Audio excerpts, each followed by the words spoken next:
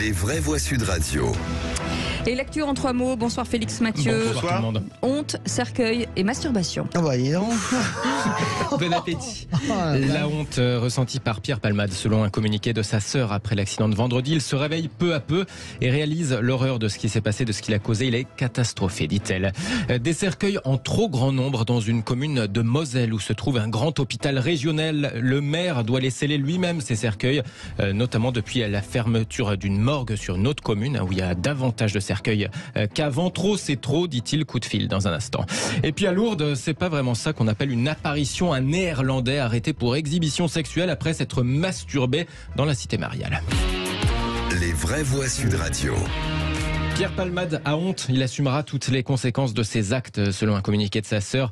Il se réveille peu à peu, réalise l'horreur de ce qui s'est passé, de ce qu'il a causé. Il est catastrophé, déclare Hélène Palmade, qui a pu le voir à l'hôpital où il est soigné. Il assumera toutes les conséquences de ses actes avec la conscience terrible, dit-elle, qu'il ne pourra jamais réparer le mal qu'il a fait. C'est ce qu'ajoute son texte. Après la collision de vendredi dernier, le pronostic vital de l'enfant de 6 ans serait toujours engagé, tout comme celui de la femme enceinte de 27 ans qui a perdu son bébé. Dans cette triste affaire, on l'apprend cet après-midi, le SDF alcoolisé qui s'était fait passer pour l'un des passagers de l'humoriste a reconnu avoir menti. Il évoque un pari.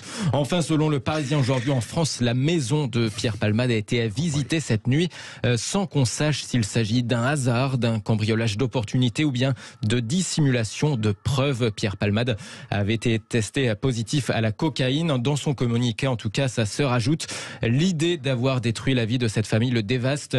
Il prie, et nous avec lui, pour qu'il s'en sorte avec le moins de séquelles possible.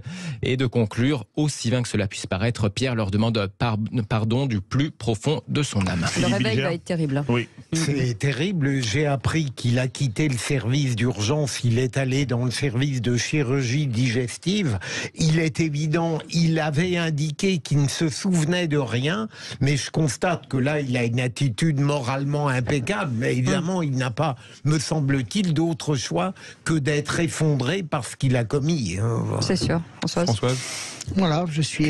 J'ai dire que du chagrin pour tout le monde, pour cette famille, et puis un peu moins pour lui, parce qu'il est le responsable. C'est un grand garçon, même si on connaît ses addictions, mais je vois pas comment lui-même peut se relever de cela quand on connaît sa personnalité extrêmement sensible. Voilà. Ça n'empêche pas d'avoir du chagrin pour lui, de la situation. C'est terrible. Même s'il a provoqué. Tout est un désastre, en fait. Voilà. Dans cette histoire, tout est triste, tout est dur, il y a beaucoup de choses qui sortent, la solitude morale, l'addiction à la drogue, la solitude sexuelle aussi, l'addiction aussi en général. Voilà. C'est évidemment très triste. Et moi, je sais, quand j'avais vu cette annonce tomber, j'ai pas été surpris fondamentalement. Alors pas du fait qu'il ait déclenché évidemment ce terrible accident, mais du fait qu'il était arrivé quelque chose de dramatique à Pierre Palmade, parce qu'effectivement, il s'était exprimé plusieurs fois sur ses addictions, sur ses dépressions, et il y a quelques informations que j'avais pu aussi avoir par d'autres biais. Et il y a eu déjà des petits accidents au préalable. Voilà, que c'est quelqu'un qui va mal, qui va profondément mal, ce qui est évidemment quelque chose qui me touche beaucoup, et voilà, qui a en l'occurrence la mené au pire. Mais je crois qu'il y a quand même une certaine logique d'autodestruction aussi pas dans cet événement, mais dans la personnalité de Pierre Palmade. Évidemment, je souhaite que tout le monde puisse se remettre autant que possible, notamment ceux qui sont en urgence absolue toujours. Bien sûr. Ça va être terrible pour lui à cause évidemment de ce qu'il a causé. Je pense à d'autres gens. Renaud, il a arrêté 10 fois l'alcool, mais en réalité, il n'a fait de mal à personne, qu'à lui-même.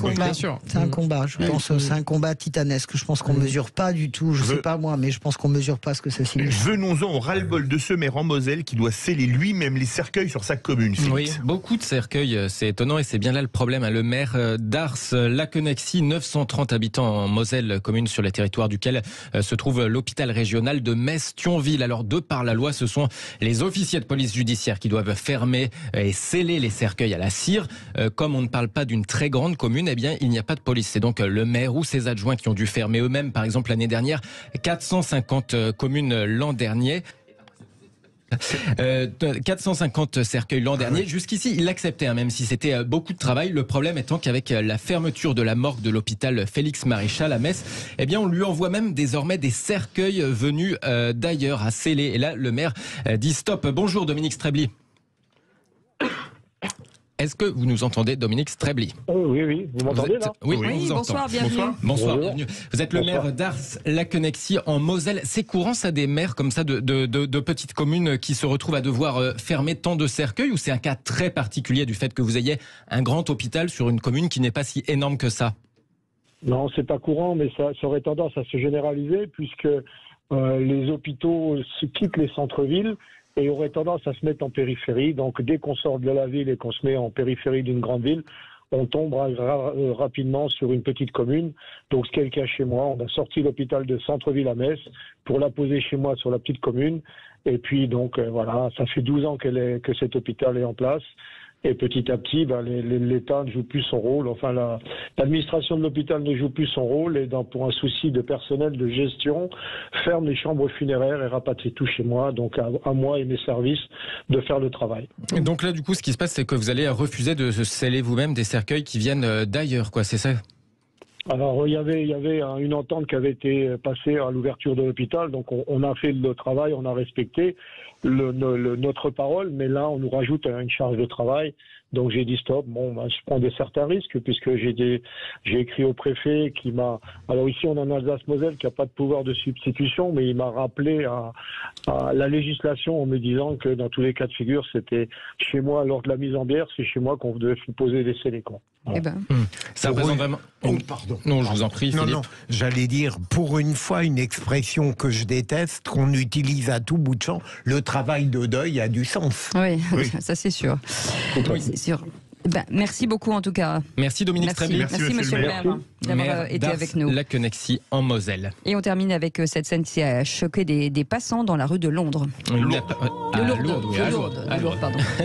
Une apparition d'un genre plutôt inapproprié. Il y a une semaine dans la cité mariale, comme nous le rapporte la Dépêche du Midi, un Néerlandais âgé de 50 ans sera jugé le 14 mars prochain pour une raison pas très catholique, pour avoir montré son exhibition sexuelle à Lourdes, en l'occurrence masturbation sur la voie publique. Le quinquagénaire néerlandais nie les faits. Il s'en expliquera donc devant la justice dans un mois. Sauf que ça commence à faire beaucoup sur place. Déjà fin janvier, un habitant de Lourdes avait été condamné en récidive à 16 mois de prison ferme pour des faits exactement similaires. Comme nous le rapporte la Dépêche, 16 mois car son casier judiciaire n'était pas vierge. Ce quadragénaire avait déjà eu 8 mois de sursis lors d'une précédente masturbation publique.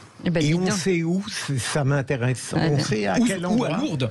Non, mais je veux dire à quel endroit? Est-ce que c'est devant dans la cité mariale? Est-ce que c'est dans le sanctuaire? Non, pas dans le sanctuaire, dans les rues. Donc, quel est l'intérêt que des gens se masturbent à Lourdes? Moi, je suis de Lourdes, donc honnêtement, c'est une ville tout à fait ordinaire. Si c'était... Il manque un peu quand même de culot. Je pense qu'ils auraient mieux fait de faire ça dans le sanctuaire. Là, ça avait du sens. Ne les engagez pas, Françoise. Franchement. Merci beaucoup, Félix Mathieu. Vous restez...